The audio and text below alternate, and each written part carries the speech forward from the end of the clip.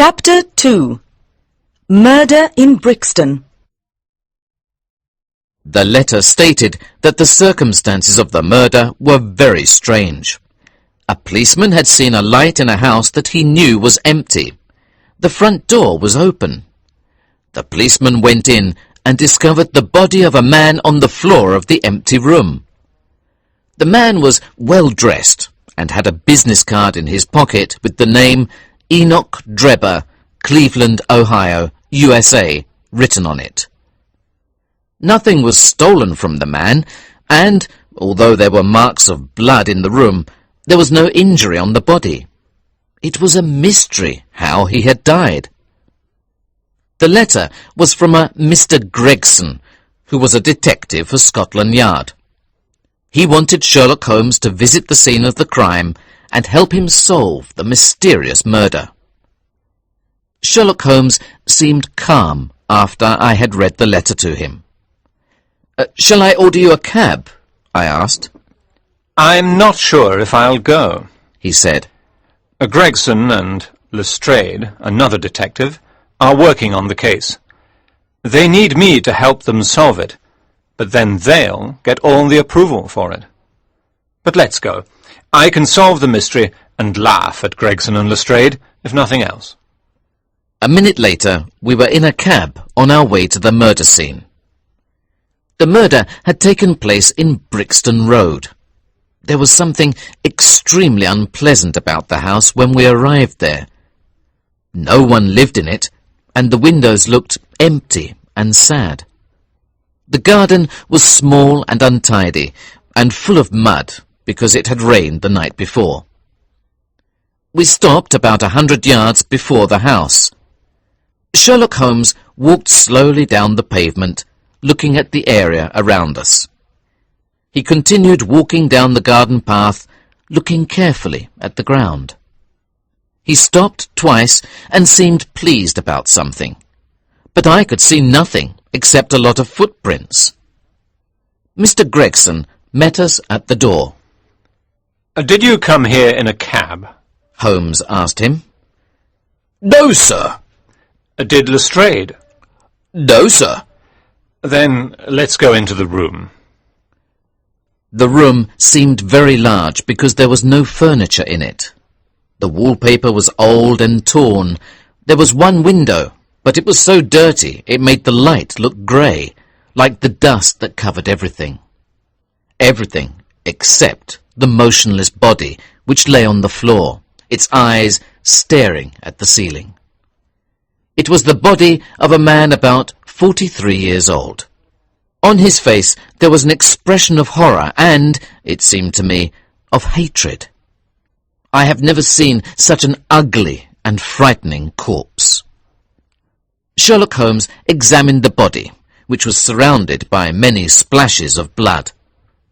"Are you sure there's no injury?" he asked. "Positive," said both the detectives. "Then the blood must belong to a second person, probably the murderer." Sherlock Holmes continued to examine the body closely. Finally, he sniffed the dead man's lips. "I've finished. Take the body away," he said. When the body was lifted, a ring fell from it and rolled across the floor. Lestrade grabbed it, saying, "A woman's been here. It's a woman's wedding ring." "What else did you find in his pockets?" asked Holmes.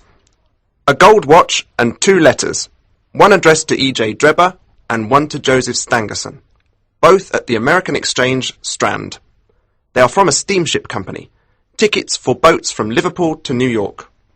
"Have you made inquiries about this Stangerson?" "Yes, but we've heard nothing yet," said Gregson. At this moment, Lestrade appeared, looking pleased. "I've made a very important discovery. Come with me." He took us back into the room. "Look at that," he said, pointing to the wall. In blood-red letters, a single word was written. Rache. The murderer has written this in his or her own blood. The writer was going to write the female name Rachel. but he or she didn't have time to finish it. You can laugh, Mr. Holmes, but when this case is solved, I'm sure we'll find that a woman named Rachel had something to do with it. I'm sorry, said Holmes, who had offended Lestrade by laughing at his deductions. I haven't examined the room myself. Can I examine it now? Holmes moved around the room with a measuring tape and a magnifying glass. In one place he picked up a little pile of grey dust, which he put into an envelope. He examined the word on the wall with his magnifying glass.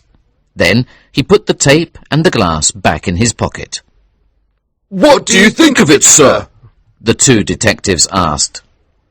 You don't need me. You two are doing very well on your own, he said. I want to talk to the policeman who found the body. Can you tell me where to find him? Lestrade gave him the name and address. Come, Dr. Watson. I'll tell you one thing which may help, he said to the two detectives. The murderer is a man. He's a tall man, he has small feet, and he smokes cigars. He came here in a cab with his victim. He has a red face and long fingernails on his right hand. But how was he murdered? Asked Lestrade, confused. Poison, said Sherlock Holmes. One other thing. Rache is the German word for revenge. So don't waste your time looking for Miss Rachel. Goodbye. We left, leaving the two detectives lost for words behind us. Chapter 3. A Mysterious Visitor. After we left the house, we went to the nearest telegraph office, where Holmes sent a long telegram to America. We then went to talk to the policeman who found the body. On the way, I asked Holmes how he was so sure of the details of the murderer. Well, he replied, I know he and the victim came in a cab because there were 2 marks from the wheels. Gregson said that nobody else arrived in a cab in the morning, so it must have been the murderer. He must have gone there during the night. How do you know he was tall? I asked. From the distance between the footprints in the mud outside and in the dust inside the room. Anything else? The fingernails and the cigar? I asked. The writing on the wall was done in blood with a man's finger.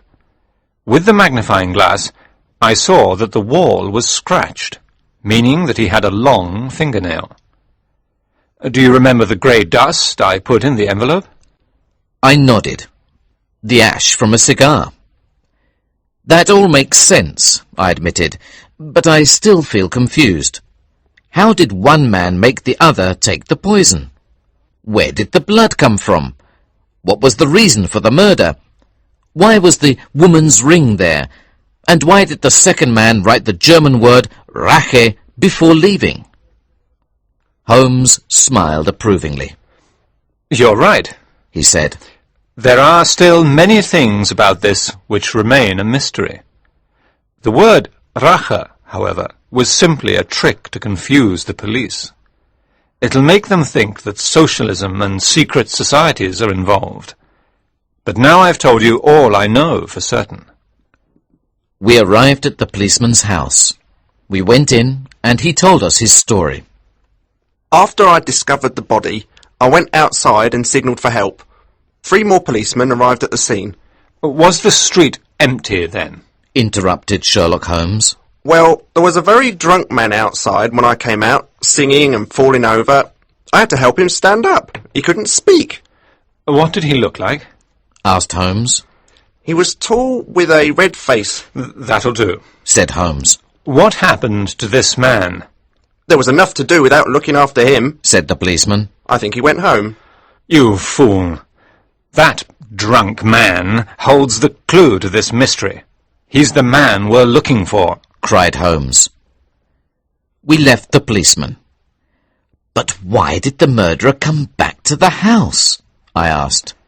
For the ring. He came back for the ring. And that's how we can catch him, said Holmes. Holmes put a notice in every newspaper saying that a gold wedding ring had been found in Brixton Road. He put my name and our address and invited people to call between 8 and 9 that evening to claim it. "But I don't have a ring," I said. "This one will do," he said, giving me a plain gold ring. "The murderer doesn't want to lose it. He didn't know it was lost until after the murder, and that's why he went back to the house last night. He pretended to be drunk when he found the police were already there. But he'll think that maybe he lost the ring in the road. He'll see our advertisement and will come to claim his ring." That evening, we waited for the murderer to arrive. There was a knock at the door. We heard a voice. "Does Dr. Watson live here?" "Come in," I said. To our surprise, a very old woman came slowly into the room. Sherlock Holmes looked disappointed. "The ring belongs to my daughter, Sally," she said. "She lost it last night, and—" "Is this her ring?" I asked. "Oh, thank goodness. Sally will be so pleased." Holmes asked for her name and address, and I gave her the ring. The old woman put it in her pocket and walked slowly down the stairs. As soon as she was gone, Sherlock Holmes put on his coat. "I'll follow her," he said. "She must be helping the murderer. She'll lead me to him. Wait for me." He was away for a long time, but I did not feel at all sleepy, so I did as he asked. It was midnight when he returned and told me what happened. After the old woman left, she took a cab, asking to go to the address she gave to Sherlock Holmes. Holmes jumped onto the back of the cab where no one could see him. The cab reached the address, and Holmes jumped off and watched. The driver opened the cab door, but no one got out. His passenger had disappeared. "But how did an old woman jump out of a moving cab?" I asked in surprise. "That wasn't an old woman. It was a young man dressed up as an old woman. We were stupid not to see it. Dr. Watson, you look tired. Go to bed." After such a long day, I did as he told me. Listening activity. "What's your name? John Rance. At what time were you walking along Brixton Road? At about 2 o'clock in the morning. Did you see anyone in the street? There was no one. The street was completely deserted. I saw a couple of cabs go past at one point, but that was it. Why did you decide to stop here, at this house?" Well, I saw a light on in one of the windows. We've been watching this place for a while, because no one lives here anymore, and sometimes thieves use it to hide. What did you do after you found the body? After I had discovered the body, I called for help. 3 other police officers arrived here not long after. Was the street empty then? Yes, there was no one around except for this old drunk guy. He was obviously a bit mad. What did he look like? Who? The drunk man? Well, he was tall, quite red in the face. He was wearing an overcoat. That's all I need to know. Where did he go? Well, I'm sorry, sir, but there was enough to do without trying to look after a drunk. I expect he went home or went to sleep under a bridge somewhere. You idiot! That drunk, as you call him, is the man we're looking for. You'll never become more than a constable in the police force with a brain like yours. Chapter 4. Gregson's account. The next day, the newspapers were full of stories about the Brixton mystery. Many of the newspapers thought that there was a political motive for the murder because of the word written on the wall and because there seemed to be no other explanation. The dead man was an American who was staying in London for a few weeks. He was staying at a small hotel owned by a Madame Charpentier with his private secretary Mr. Joseph Stangerson. The two men left the hotel on Tuesday to go to Euston Station to catch the train to Liverpool. They were seen on the platform at the station, but not again until Mr. Drebber's body was found in the house in Brixton Road, a long way from Euston. The report in the Daily News read, "The secretary, Mr. Stangerson, has not been seen since, and no one has heard from him. It is very important to find him." Holmes and I were reading the newspapers while we ate breakfast. Suddenly, I heard the sound of many steps in the hall, and 6 street children ran into the room.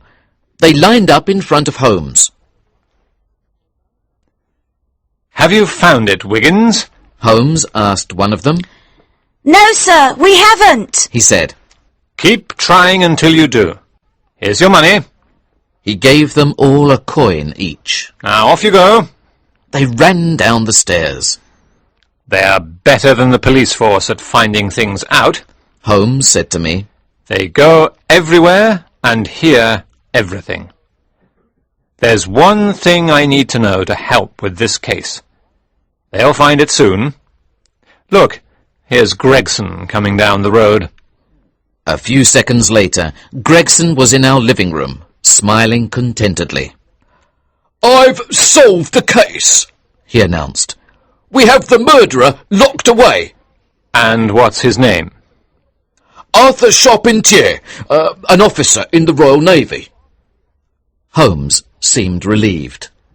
"Sit down and tell us all about it." He said, giving Gregson a cigar and a drink.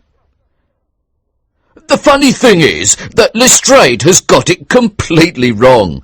He's been looking for the secretary, Mr. Stangerson, who has nothing to do with the crime." Gregson laughed. "I'll tell you what happened." Gregson had found out that Drebber was staying at Charpentier's hotel before he was murdered. Gregson had gone to speak to Madame Charpentier and her daughter. They both looked very upset. Gregson asked at what time Drebber left to catch the train, and if that was the last time they saw him. The mother said yes, it was, but then her daughter, Alice, stopped her, saying, No good comes from lying, Mother. We did see Mr. Drebber again. You must tell him everything. So she did. Madame Charpentier did not like Mr. Drebber. He was rude and often drunk. He also tried to grab Alice and embrace her. Madame Charpentier told him to leave and was very pleased when he finally left.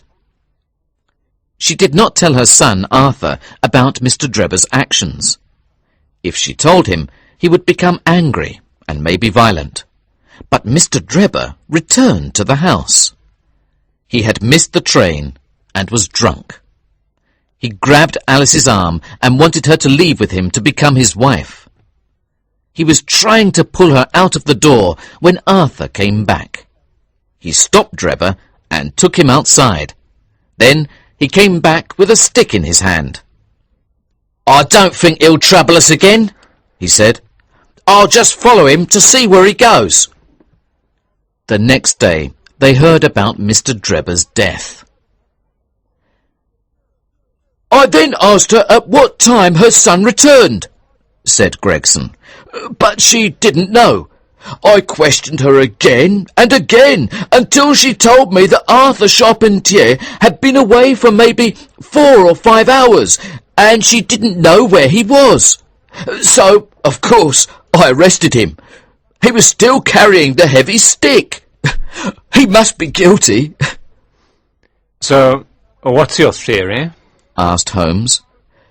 "Well, I think he followed Drebber as far as Brixton Road and hit him in the stomach with the stick to kill him without leaving any mark. Charpentier pulled the body into the empty house.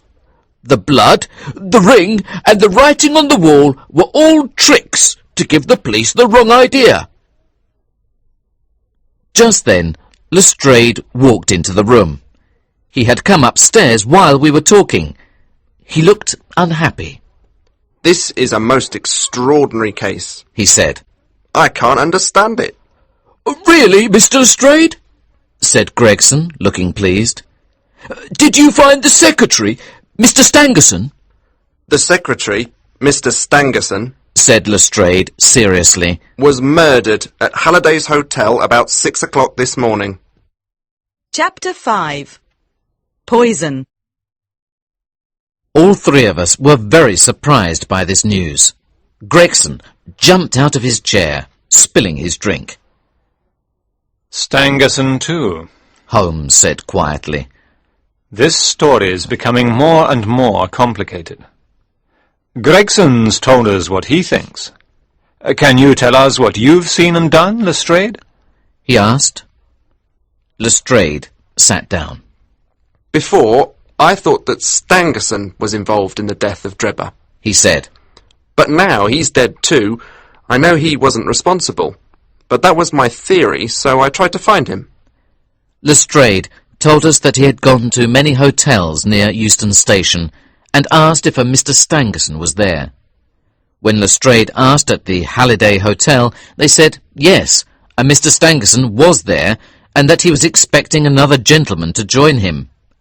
They thought Lestrade was this gentleman and sent him up to Stangerson's room. When I got to the door, I saw something which made me feel sick, said Lestrade. A small red stream of blood was coming from under the door. It had run across the corridor and collected on the other side. I opened the door, and there by the window was the body of a man. The man was Joseph Stangerson. He had died from a deep knife injury in his side. The strangest thing of all was that, again, above the murdered man, was written the word Rache in letters of blood. We were all silent. Lestrade continued with his story. The murderer was seen by a young boy passing the hotel. He saw a ladder against one of the windows of the hotel, and when he looked back, he saw a man coming down it.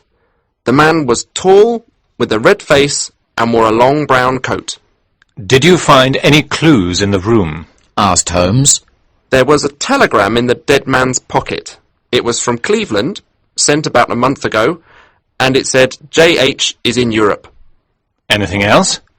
There was a book, his pipe, a glass of water, and by the window was a small box containing 2 pills, replied Lestrade. Sherlock Holmes jumped up from his chair in delight. The last link, he cried. I now understand all the main facts of this case, and I'll prove it to you. Do you have the 2 pills? Here they are, said Lestrade, giving Holmes a small white box. Dr. Watson, said Holmes. Can you get the poor dog from downstairs? It's been ill for so long. Only yesterday the landlady asked you to end its pain. I went downstairs and carried the dog up in my arms. It was very old and was breathing with great difficulty. Sherlock Holmes cut one of the pills in half and gave one half to the dog. Nothing happened. I don't understand how this is connected with the murder of Mr. Stangerson, said Lestrade as we sat there watching. Holmes looked at his watch. This is impossible, he cried. The pills which I thought were used on Drebber are found after the death of Stangerson, but they aren't poisonous. What can this mean? Surely I can't be wrong. Ah, I have it, I have it. He rushed to the box, cut the other pill in half, and again gave half to the dog. Only seconds after it had eaten the pill, the dog was dead. I should have known, said Holmes. One of the pills was deadly poison, and the other was entirely harmless. Sometimes, gentlemen, it's a mistake to confuse strangeness with mystery. The strange details of this case have really made it easier to solve, not more difficult. Mr. Gregson was tired of listening to Sherlock Holmes. Look, Mr. Holmes, we know you are a very clever man, and you have your own way of working. I've told you what I thought of the case, but it seems I was wrong. Arthur Charpentier isn't the murderer. Lestrade went after his man, Stangerson, and he was wrong too. You say you know this, and you know that, and you seem to know more than we do. Tell me now, what do you know about this case? Can you name the man who did it? Lestrade nodded in agreement. I think Gregson is right, sir. We've both tried and we've both failed. Tell us what you know, he said. If we wait any longer to arrest the murderer, he may kill somebody else, I added. We waited as Holmes walked up and down, lost in thought. There'll be no more murders, he said, finally. I do know the name of the murderer, but that isn't the same as knowing how to catch him. But I expect this to happen very soon. I've made my own arrangements. Just then, there was a knock at the door, and young Wiggins ran into the room. Please, sir, He said. I have the cab downstairs. Good boy. Said Holmes. He took a pair of handcuffs from a drawer. Ask the cab driver to come up and help me, Wiggins. I was surprised to hear this. I did not know that Sherlock Holmes was planning to go on a journey. Holmes pulled out a suitcase and bent over it as the cab driver stepped into the room. Just help me with this a moment, driver, he said. The cab driver walked forward and put his hands down to help. At that moment, Sherlock Holmes put the handcuffs on his hands and jumped to his feet. Gentlemen, He cried. this is Mr. Jefferson Hope, the murderer of Enoch Drebber and Joseph Stangerson. Everything seemed to stand still for a second. The cab driver looked in surprise at the handcuffs. Then, with an angry cry, he threw himself at the window. The glass smashed. But before he could escape, Gregson, Lestrade, and Holmes grabbed him. He was pulled back into the room where a terrible fight began. He was so strong, all four of us had difficulty holding him. At last, he realized he was trapped and stopped fighting. We tied up his feet and stood back, exhausted. We have his cab outside. We can use it to take him to Scotland Yard, said Holmes. And now I'll be happy to explain everything. Part 2. In the Country of the Saints. Chapter 1. The Mormons. In the center of North America, there is a large desert, which for a long time stopped people crossing the continent. No one could live in the desert. Many people died trying to cross it to reach more fertile lands. In the year 1847, a traveller stood on a rocky cliff, looking across this empty land. All he could see were the bones of other people who had tried to reach the west. The man was dying from hunger and thirst. With him, he had a small child, a girl, who he was carrying in a blanket. They were the only ones left of a group of 21 people who tried to travel to a better life. The others, including the little girl's mother, were dead. The man's name was John Ferrier, and as the little girl had no one else, he adopted her and called her Lucy Ferrier. John knew that if he did not find food and water soon, both of them would die. But he was very tired. He and Lucy sat down on the cliff above the desert. Before long, both of them were asleep. In the distance there was a cloud of dust. The cloud became bigger as it got nearer, until it was clear that it was made by a large group of moving creatures. It was a huge group of carts, men and women, children, horses and animals who were travelling across America to find a new place to live. One of the men saw Lucy and John high up on their cliff. The great trail of wagons, men and women stopped, while some of the men climbed up to see who they were. John Ferrier woke up and was shocked to see the empty desert now full of people and life. The men took the man and the little girl to the wagons. "Who are you?" Asked John Ferrier. "There are so many of you."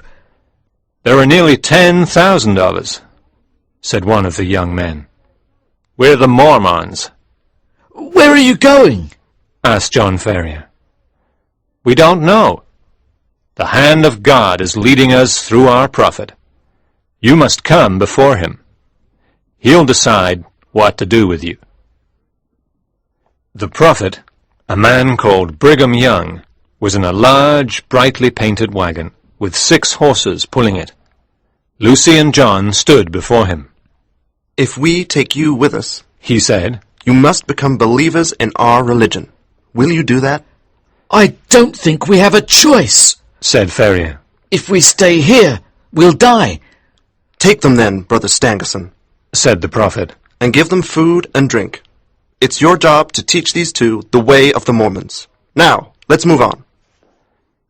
After a long and difficult journey, the group of Mormons arrived in Utah, where they built Salt Lake City. The prophet gave each person a piece of land to farm and to build on. He gave the biggest pieces of land to the 2 elders of the Mormon religion. Their names were Stangerson and Drebber. He also gave land to John and Lucy Ferrier. On the journey, John proved he was very useful. He was a hard worker and a good hunter. John built a fine house for himself and Lucy and worked hard on his land and farm. Over 12 years, he became rich and well known in the area. There was just one thing that the Mormons did not like about John Ferrier. The Mormons practiced polygamy, that is, having more than one wife. They wanted John to have many wives, but John did not agree with this practice and preferred to stay unmarried. As the years passed and John became rich, Lucy was also growing up. She became a very beautiful young woman, and this soon started to cause problems for the Ferriers. One day, Lucy was riding into town to do some business for her father. She found herself surrounded by a herd of cattle.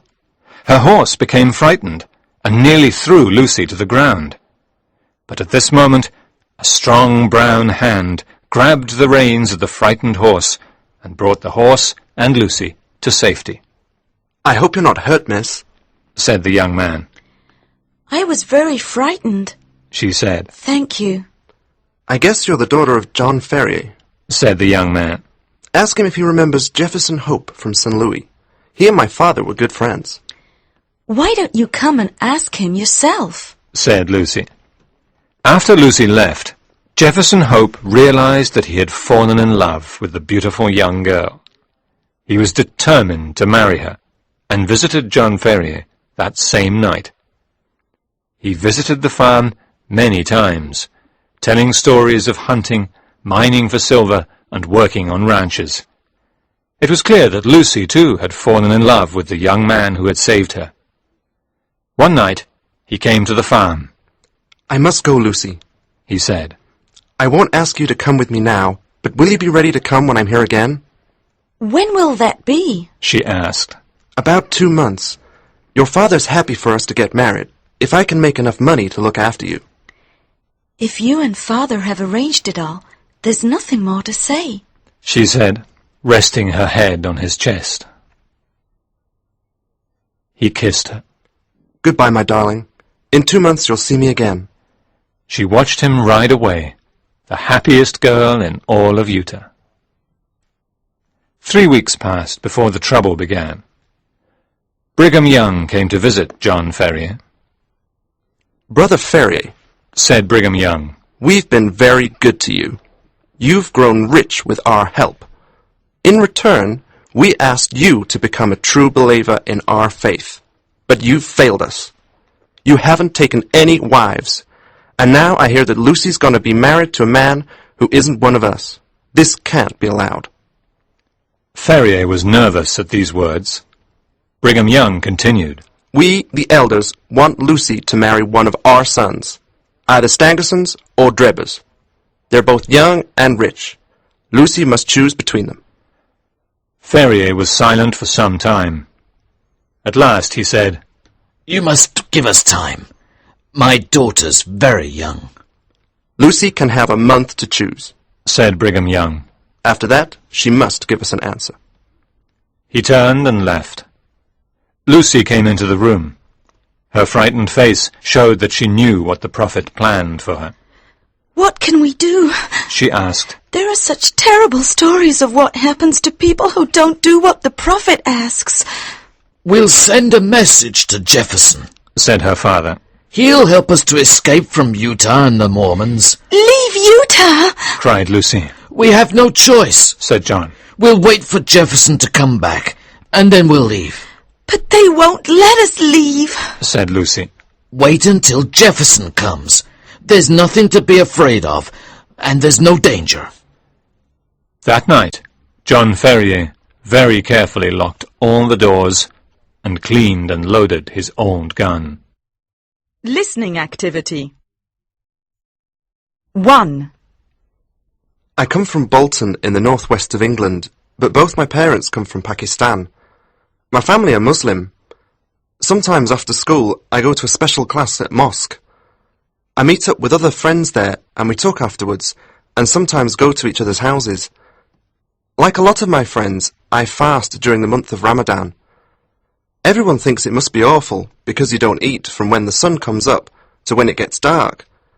It's not actually that bad though, because all my family do the same, and my mum always makes really nice food for us in the evenings. We're always allowed to stay up late as well. 2. I'm American, and my family is Jewish. There are many days which are sacred in the Jewish religion. This means there are traditional things that we always do on these days. Rash Hashanah is the Jewish New Year, but we do not celebrate on January the 1st. We celebrate it in the autumn. At the table, we have apples and honey before we start to eat, and we say a special prayer. We also eat a type of bread called challah, which is made into different shapes. Each shape has a meaning. A bird is used to remind us of words in our holy book, or a circle represents the year that has passed, and that all the seasons will begin again. 3. I'm a Hindu, and I'm also a member of the National Hindu Students Forum. This is like a type of club, and there is one for Hindus at lots of universities in Britain now. The Hindu Students Forum started because there were societies for Indian students like myself, but they weren't really about being a Hindu. I know about all the Hindu traditions from my family, but Hinduism really is something you need to understand by yourself. Sometimes I write things for the student magazine. We also organise events, invite people to come and talk to us about issues connected to being a Hindu, and organise celebrations for religious holidays. 4. I've always been interested in Buddhism, but it wasn't until I was older that I decided to find out more about the different types of Buddhism and started living my life as a Buddhist. Buddhism is not like other religions in that there aren't really any rules as such, or things that every Buddhist has to do. A lot of people ask me if I still eat meat. I suppose a lot of Buddhists are vegetarian. Again, there are no definite rules. You can only decide for yourself. 5. I go to a Baptist church. I go to church meetings most weeks, and I always go to church on a Sunday. I know there are many different types of Christianity, but I've only ever thought of myself as a Christian. I think people at work find it difficult to know what to say when I talk about how I spend my weekend, but I don't really mind. I have a good social life, and I'm always busy helping to organise events and fun things for us to do. Sometimes I invite people along to my church so that they can come and see for themselves. I know lots of people there. It's almost like being part of a family. Chapter 2. Escape. The next morning, John sent his message to Jefferson. asking him to return as soon as possible.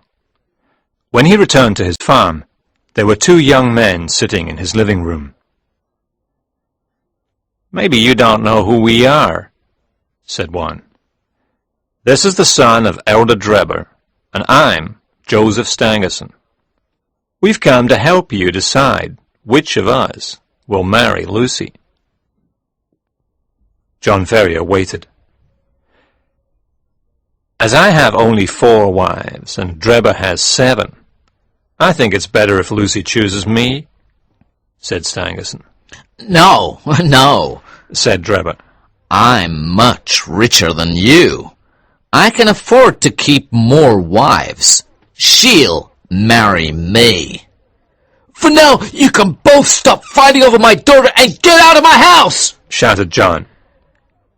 She has a month to choose. Now, go! You'll be sorry, shouted Stangerson as he left. No one opposes the prophet. The next morning, John woke up to find a note on his bed. It said, 29 days left. John did not know how this message was delivered as he slept. All the doors and windows were locked. Every day, John found another note, counting down the days until Lucy had to choose. There was still no news from Jefferson. One evening, John sat alone trying to think of a way out of his trouble. That morning, the number 2 was written on the wall of his house. The next day was the last day of Lucy's freedom. Suddenly he heard a quiet scratching on the door to the house. John opened the door. He looked right and left and saw no one. Then he looked down. There on the ground was Jefferson Hope. You scared me, said John. Why did you come like that? How's Lucy? Asked Jefferson. Is she well? She doesn't know the danger, said John. That's good. The house is watched on every side. That's why I crawled to the door like that. We must leave tonight. I have 3 horses waiting in the Eagle Canyon. Do you have money? John nodded. Go and wake Lucy. We must leave at once. They waited until a dark cloud covered the moon. Then they climbed out of the window into the small garden. Silently they crossed the garden into a field. Suddenly Jefferson pulled them down into the shadow. They saw 2 men meet in the darkness. Tomorrow at midnight, said one. Tell Brother Drebber. 9 to 7. 7 to 5. The 2 men separated and disappeared into the night. Jefferson, Lucy, and John quickly crossed the fields and came to the road. Soon the road led between 2 dark, rocky mountains, Eagle Canyon, where the horses were waiting for them. As they traveled further and further away from the Mormons, all 3 felt happier. But they were still inside the boundary of the Mormon city. A soldier stood on a cliff. Who goes there? He shouted. Travelers from Nevada, replied Jefferson. By whose permission? The Holy Elders, answered Ferrier. 9 to 7. 7 to 5, replied Jefferson, remembering the code words he had heard earlier. You may pass, said the figure. The travelers knew that freedom lay ahead of them. They continued through the night, and at sunrise they stopped to eat and rest. But Jefferson did not want to wait long. They must be following us by now, he said. We must get to Carson City, and then we'll be safe. They carried on. On the second day, their food ran out, and Jefferson knew that he must go hunting for food to survive. In a sheltered place, he built a small fire and left Lucy and John to rest while he went hunting. He searched for 2 or 3 hours without success. Then he found and shot a wild sheep. He cut off as much meat as he could carry and started back to Lucy and John. But he was lost. It took him a long time to find his way, and it was getting dark. Finally he recognized the place where Lucy and John were. He shouted to them, but there was no reply. He rushed on and, turning the corner, found a pile of hot ashes from the fire, but no sign of John and Lucy. Even the animals had gone. Jefferson looked around him. At one side of the fire was a pile of earth. It was a new grave. On it was a stick with a piece of paper on it. It said, John Ferrier, previously of Salt Lake City, died August 4th. Jefferson looked around for a second grave, but there wasn't one. They must have taken Lucy back to become the wife of Drebber or Stangerson. As Jefferson realized that he was powerless, he wished that he too was dead like John Ferrier. But then he decided to fight back. If he could not have Lucy, he would have revenge. He would kill Drebber and Stangerson. For 5 days he walked back the way he had come with Lucy and John on horse days before.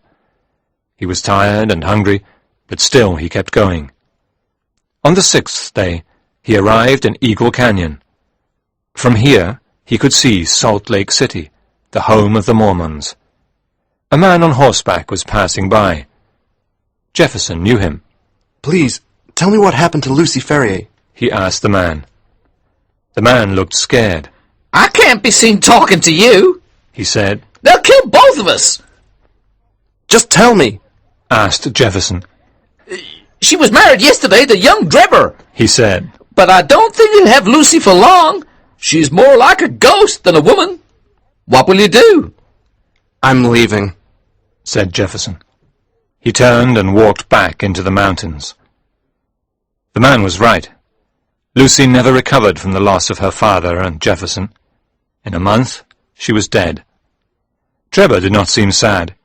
He only married her for her father's farm and wealth. But his other wives mourned for her, and sat with her body the night before she was buried. Early in the morning, they were sitting around the body when the door was thrown open, and a savage-looking man walked in. He walked up to the body that once contained the soul of Lucy Ferrier. He kissed her, and then took the wedding ring from her finger. She won't be buried in that, he said angrily. He disappeared as suddenly as he came. For several months, Jefferson stayed in the mountains around the Mormon city. There were stories of attempts to kill Drebber and Stangerson. They knew it was Jefferson, and tried to find their enemy and kill him before he killed them. But they failed. Jefferson was ill from living in the mountains. He decided that his revenge could wait while he regained his health and earned some money. 5 years later, he returned to Salt Lake City, disguised and with a different name. However, the Mormons were no longer together. There was a split between the younger and older Mormons. Drebber and Stangerson were no longer Mormons, and they left Salt Lake City. No one knew where they were. They only knew that Drebber was still very rich, but Stangerson was not. He was working for Drebber as his secretary. Jefferson traveled from city to city in America, searching for his enemies. Year after year, he continued his search, until finally he found the two men in Cleveland, Ohio. But they managed to escape him again by leaving for Europe. Jefferson worked for a while to earn the money to follow them, but he always just missed them. When he reached St. Petersburg, they left for Paris. When he arrived in Paris, they went to Copenhagen. He followed them all over Europe until finally he found them in London. To know what happened there, we can return to the diary of Dr. Watson, where he recorded Jefferson Hope's story. Listening activity. 1. Stangerson was Drebber's secretary. 2. Lucy was John's daughter, not his son. 3. Madame Charpentier's son didn't like Drebber. 4. Jefferson Hope was an honest man. 5. Watson is Holmes's assistant. 6. Gregson is a detective at Scotland Yard. Chapter 3. Revenge. After we got our prisoner under control, he was very calm and did not try to hurt us any more. I guess you're going to take me to the police station. He said to Sherlock Holmes. My cab's downstairs. If you free my legs, I can walk down to it. Sherlock Holmes did as he asked, although Gregson and Lestrade looked worried. Jefferson Hope stood up.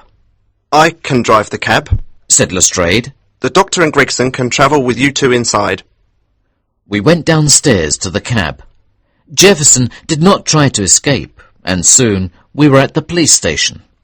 I'd like to tell my side of the story, said Jefferson Hope. My heart is weak, and I won't live many more days now my work is done. I don't want to be remembered as a cold-blooded murderer. He sat down and told his story. I hated these two men because they caused the death of two human beings, the girl I wanted to marry 20 years ago and her father. That man Drebber forced her to marry him instead, and she died from a broken heart because of it. I've carried her wedding ring with me over 2 continents in my search for justice. Now the 2 men are dead, and I killed them. My work is done. They were rich, and I was poor. It wasn't easy to follow them. When I got to London, I had no money, and took work as a cab driver. I found out where they were staying and followed them. But they were clever. They never went out alone, and never after dark. Finally, my chance came. They separated at Euston Station. I was close enough to hear their plans. Stangerson went to the Halliday Hotel to wait, while Drebber returned to their old hotel, Madame Charpentier's. I followed Drebber and waited outside. Soon Drebber came out with a very angry young man, who was about to hit him with a stick. But Drebber ran away. He saw my cab, jumped in, and asked to go to the Halliday Hotel. Finally, he was in my cab. I took him to the house in Brixton Road, which I knew was empty. I didn't want to kill him without giving him a chance. I wanted him to know who I was and why he was going to die. One of the jobs I did in America was working in a laboratory as a cleaner. In the laboratory there was a deadly poison, which I made into a pill. I made some pills which were harmless, and some with the deadly poison. With these, I could give Drebber the chance to choose, and I would eat the other pill. When we arrived at the house, Drebber was still drunk, and he thought it was the hotel. He followed me down the path, and we went into the empty room. I lit a candle and turned to him. Now, Enoch Drebber, who am I? He stared at me drunkenly, the horror showing in his face, as he realized who I was.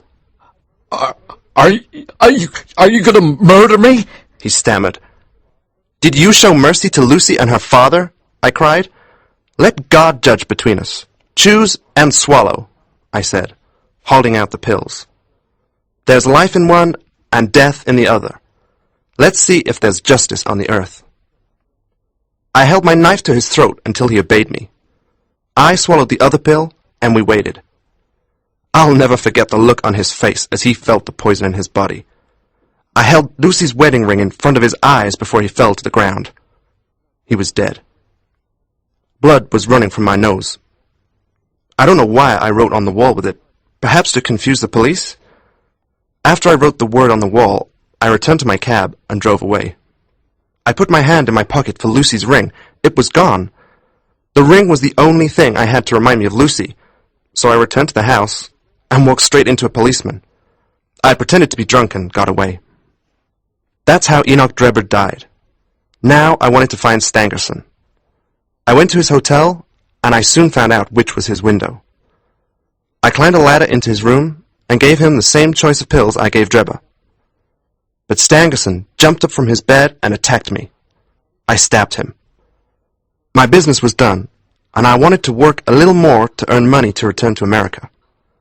I was standing in the cab driver's yard when a poor young boy asked for a cab driver named Jefferson Hope. He said that his cab was wanted at 221B Baker Street.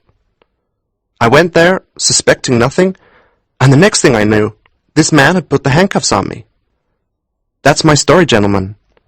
You may think I'm a murderer, but I think I'm as much an officer of justice as you are. We sat in silence for a minute after this man's story of justice and retribution. There's just one thing I want to ask, said Sherlock Holmes. Who was your friend who came for the ring? Jefferson Hope smiled. I can tell my own secrets, He said. but I don't cause other people trouble. He was a friend who offered to go in case it was a trap. He did it well, didn't he? Yes, indeed. Said Sherlock Holmes. Now, gentlemen, said the officer in charge, the prisoner will be held here until Thursday, when he goes to court. Jefferson Hope was taken off to a prison cell. Sherlock Holmes and I went back to Baker Street. Chapter 4. A Case Solved. We were expected in court with Jefferson Hope on Thursday. However, when Thursday came, Jefferson Hope was already dead. On the night after his arrest, his weak heart finally stopped beating, and he was found the next morning in his prison cell, lying on the floor with a contented smile on his face. Sherlock Holmes was cheerful. I'm so glad I didn't miss this investigation, He said. It really has been a very interesting case. Although it was very simple, there are many useful things to be learned from it. Simple, I exclaimed. Of course. Said Sherlock Holmes. The proof is that with only a few ordinary deductions, I was able to find the criminal in only 3 days. That's true, I said. This was a case where we had the result and had to work backwards. I knew that 2 men arrived at the house in a cab from the tracks of the wheels and the footprints outside. There was no injury on the dead man's body. I sniffed his lips and smelt a bitter smell. Poison. Because of the expression on his face, I knew that someone had forced him to take the poison. Now the question was, why? There was no robbery. It was either politics or a woman. When the ring was found, that answered the question. The murderer used the ring to remind his victim of a dead or absent woman. At this point, I asked Gregson if he had asked anything in particular about Drebber's past in his telegram to Cleveland. He said no, so I did his work for him. When I contacted Cleveland, I asked only about the marriage of Enoch Drebber. They told me that Drebber asked for the protection of the law from an old rival in love called Jefferson Hope, and that this man Hope was in Europe. You remember the telegram in Stangerson's pocket? J.H. is in Europe. I knew that the murderer was also the driver of the cab. If a man wanted to commit murder, he wouldn't do it with someone else, a cab driver waiting outside. Also, a cab driver is the perfect job for following someone around London. That's why I asked young Wiggins to ask in every cab company in London for a driver named Jefferson Hope.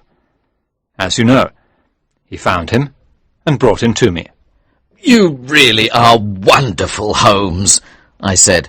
Your achievements should be publicly recognized. I'll publish your account of the case. You can try, said Holmes. But look at this, he said, handing me a newspaper. It read, Jefferson Hope, suspected murderer of Mr. Enoch Drebber and Mr. Joseph Stangerson, has died. The details of the case will probably never be known, although we do know that the crimes were a result of an old feud in which love and Mormonism played a part. Both the victims belonged to the religious group, the Mormons, when they were young. Hope also comes from Salt Lake City, where the Mormons founded their religion. Our police force has been very efficient in capturing the murderer. All credit must go to the well-known detectives Gregson and Lestrade. The murderer was captured in the rooms of a Mr. Sherlock Holmes, an amateur detective who has also shown some talent. Perhaps, in time, he will be as clever as Gregson and Lestrade. Didn't I tell you at the start? Laughed Holmes. For all our hard work, Gregson and Lestrade take all the credit. Never mind, I answered. I have all the facts in my diary, and the public will know them, even though no one else appreciates you.